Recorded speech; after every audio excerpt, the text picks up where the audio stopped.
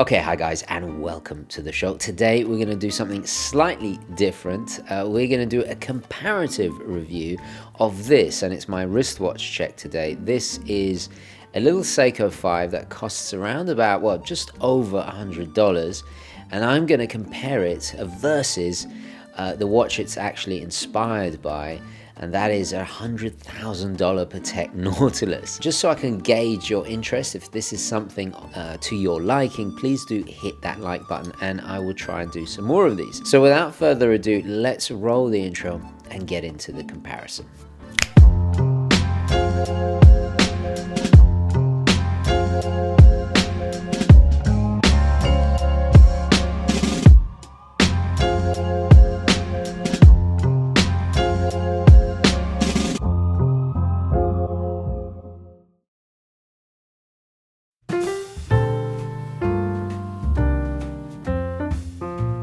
Patek and Seiko both have a rich, world-renowned, respected, lengthy history, of which we have covered many times on the channel, so I will spare you from repeating that again. But let's focus on the history of each timepiece instead, because this is where it really gets interesting. The renowned watch designer Gerald Gentry, who designed the Royal Oak for Audemars Piguet, brought his sketch for the Nautilus to Patek in 1974. The first Nautilus was released in 1976, a much more involved and lengthy process compared to his first Royal Oak. Patek were obviously eager to get in on the action after the AP clearly proved there was a market for sporty, modern, haute horology watches. The Nautilus did exactly what Patek wanted, irrevocably changing the face of the brand into a more dynamic and forward-thinking luxury watchmaker. However, while it has become one of the most lusted after celebrity-adorning and iconic steel super luxury watches, the Seiko 5 had already for half a decade been very well established, with many illustrious achievements. For example, during the famous race to produce the first automatic chronograph in 1969, it was the Seiko 5 that beat the competition with the automatic speed timer chronograph. This and much more all happened long before the Patek Nautilus was even conceptualized. Not many watches in the Seiko 5 price point can boast this.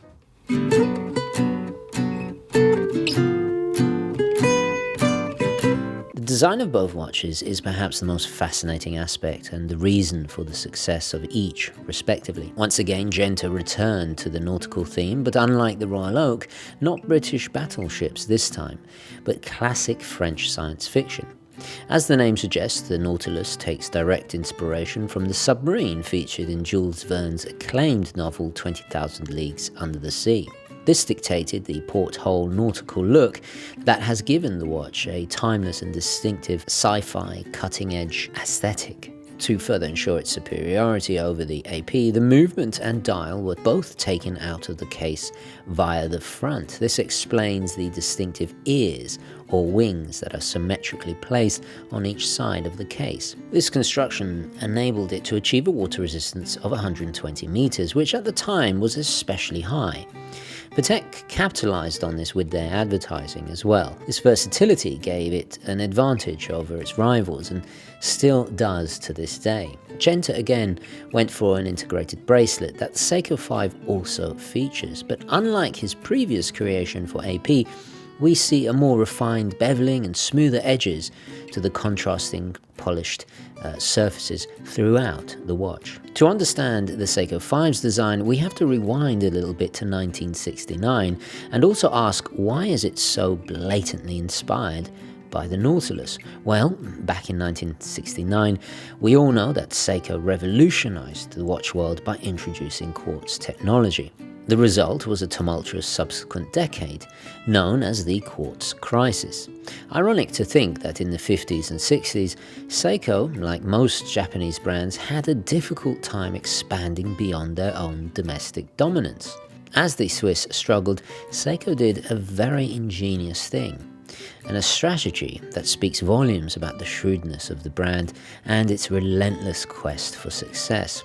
While their first quartz watches began to hit the market, they simultaneously released the Seiko 5 line. Its mission was simple: to make mechanical watches so affordable, with 5 key compelling traits, hence the name, that it would entice new potential watch wearers, but not only into watches, but to the Seiko brand too. If you will, an offer so good nobody can refuse.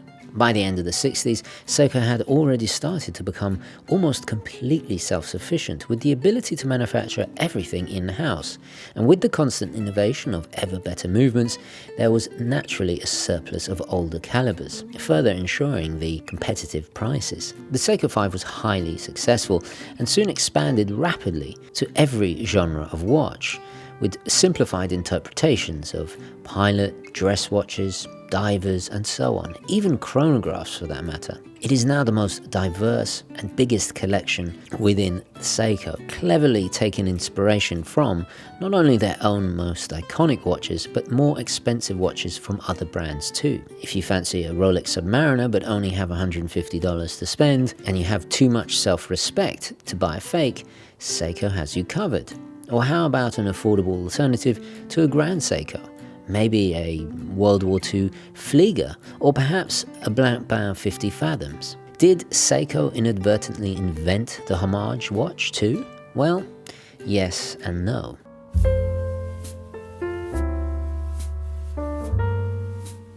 When it comes to value, you absolutely get what you pay for. But shockingly, there are some surprising similarities here. Made from a precious metal, 18-karat gold in this case, with just about every high-end manufacturing technique employed in the finishing and construction, the Nautilus is the epitome of haute horology. Check out my recent review for a more in-depth look to understand why. The Nautilus has value retention on its side, while the Seiko 5 is so affordable, it's almost instantly replaceable. They both are completely in-house manufactured, which, especially for Seiko, is even more respectable considering its low price point. One wonders how Seiko are even able to make a profit, but its self-reliance and infrastructure is a clue there. I purchased this from Amazon Prime, and incidentally from the official Seiko authorized seller directly. So a full valid warranty, manual, box were all included. Something we must not neglect to mention is the upkeep costs. The Nautilus, depending on what work is required to be undertaken, will have a very high servicing cost relative to its price, components and labor costing almost faint-worthy amounts. Whereas the Seiko, on the other hand, one could consider just buying a new one if the damage was, or the wear for that matter, is really extensive.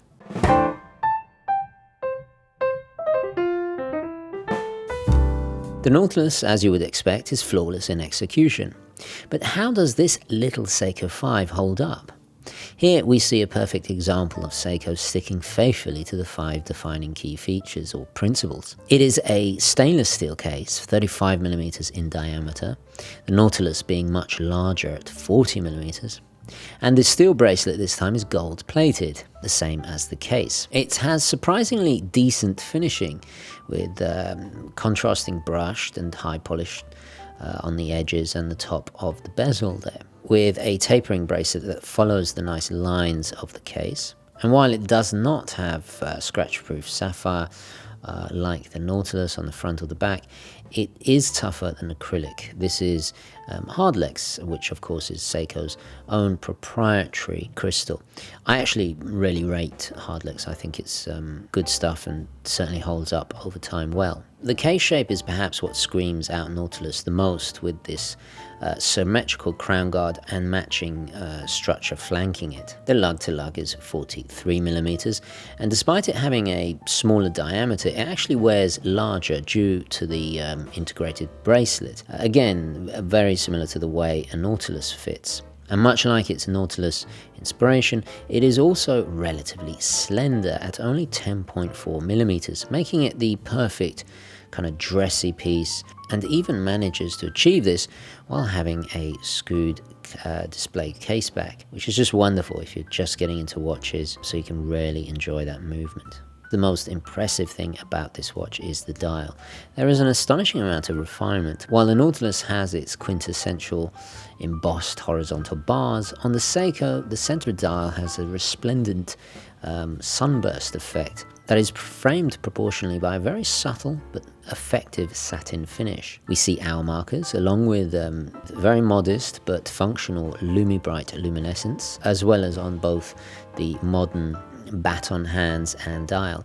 It gives the dial a little more character and detail and is very alluring, I have to say. They've even gone to the trouble of applying the Seiko 5 logo, all in different tones of yellow gold. And I think it really works cohesively together nicely, and generally elevates the watch quite stylishly too. So I'm going to interrupt again here because you may have noticed the date on the Seiko while I was reviewing it is starting to change, and I'm kind of happy that this occurred because this is a telltale sign of a more less refined movement, shall we say. That is one downside of the 7S26. The cycle in which it takes the change through the day and date starts at well before midnight and ends at something ridiculous like 4 in the morning. Obviously, you don't get that with the Patek. It's a snappy, immediate change at midnight. Both watches wear larger due to the bracelet, and they do jut out a little bit. The Seiko comes in at a very comfy 97 grams, while the weight of the gold, being heavier of course, boosts the Patek to a hefty 160 grams.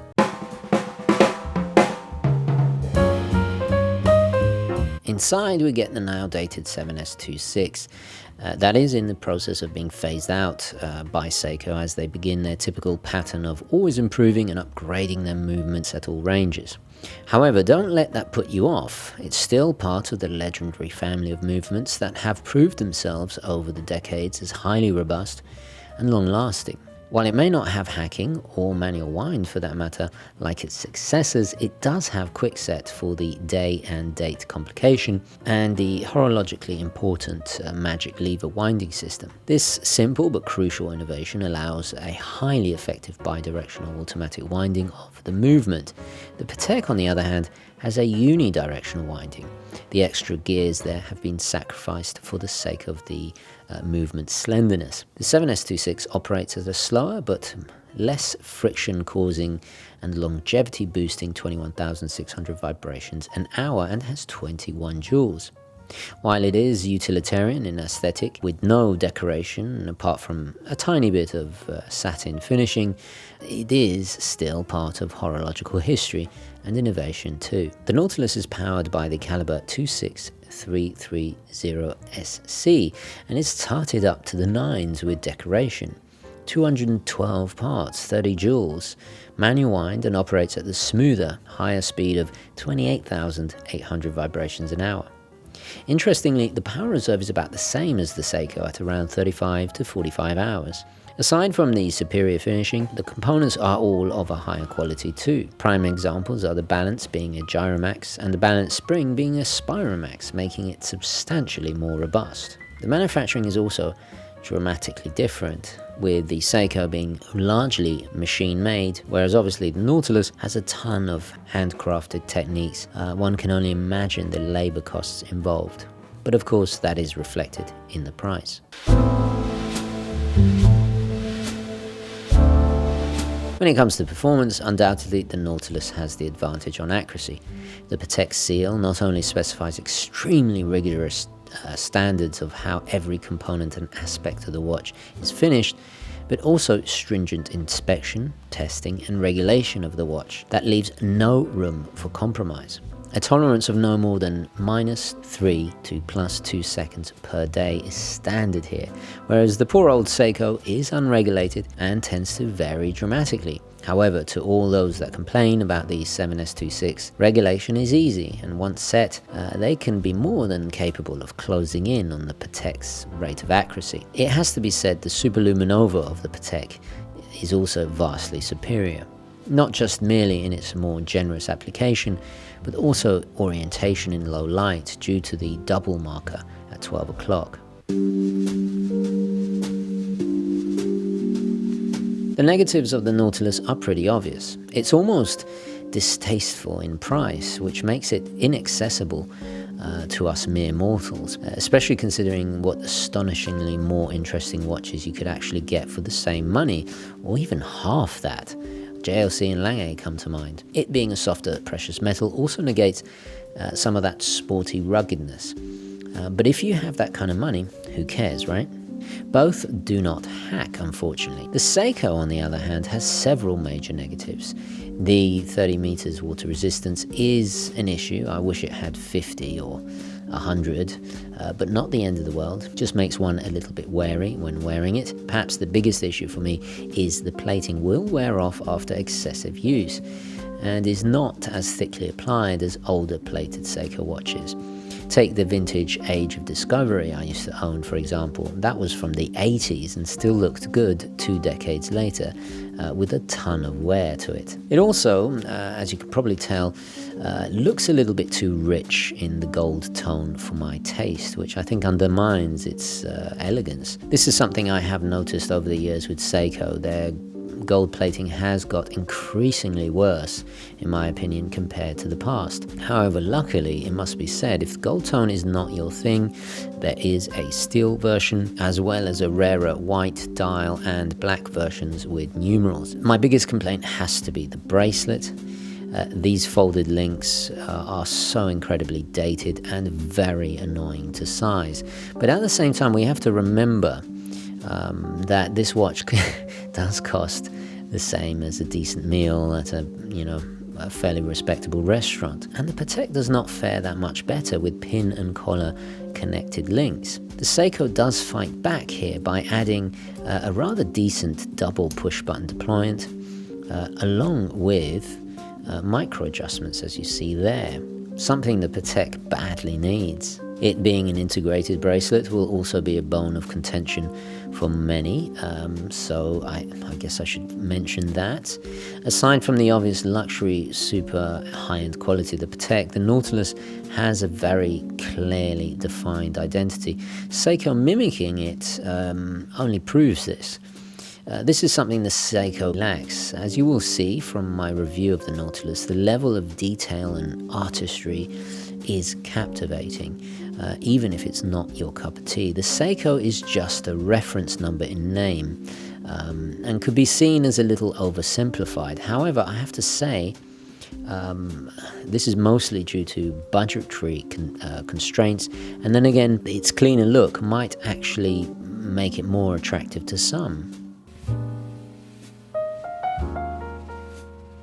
So, in conclusion, it goes without saying, this is infinitely better than those criminally made, poor quality fake Nautiluses out there. It bears the name of a brand any true watch enthusiast would be proud of, coupled with the fact that it is part of a momentous lineage of watches that has inherent, not only horologically important mechanics, yet despite being rather rudimentary or utilitarian compared to its inspiration, but it is still nonetheless historically important. While the easily offended watch snobs will naturally be derisive of its unapologetic incorporation of the Nautilus style, this watch is needed. It's needed as it gives you the feel of a Nautilus in a compact and tasteful size, while undercutting the price of a so-called decent quality fake, while at the same time having its own charm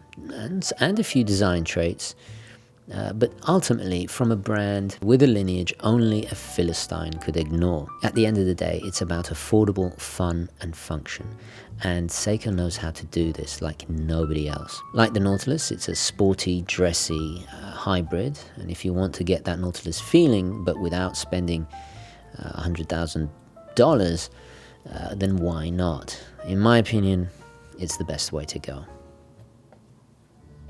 Okay guys, so I'm going to leave it there. Please let me know your thoughts, queries, comments, opinions, all the rest of it down below, especially what you think of this little Seiko 5 and the Nautilus for that matter. Right now I'm actually thinking and considering reviewing the Overseas, one of the newer ones, because they're so underrated. But anyway, yeah, share your nominations in the comments below. Thank you so much for watching. Please don't forget to like this video if you enjoyed it and found it useful. And as always guys, I will catch you in the next one. Okay, ciao. Now before I go guys, I just want to quickly tell you about this extremely cool app that Watchbox have launched. This is my own personal go-to app for everything watch related. Using the app, you can keep track of the real-time value of your watch collection. You can store watches in your digital watch box and even try on watches using an augmented reality. So don't miss out and please go to the App Store and download it today. You can access all of my latest videos right there in the app itself. And if you haven't already, please follow me on the official Urban Gentry Instagram and of course the Facebook UGWC. But most importantly of all, keep it positive, onwards and upwards.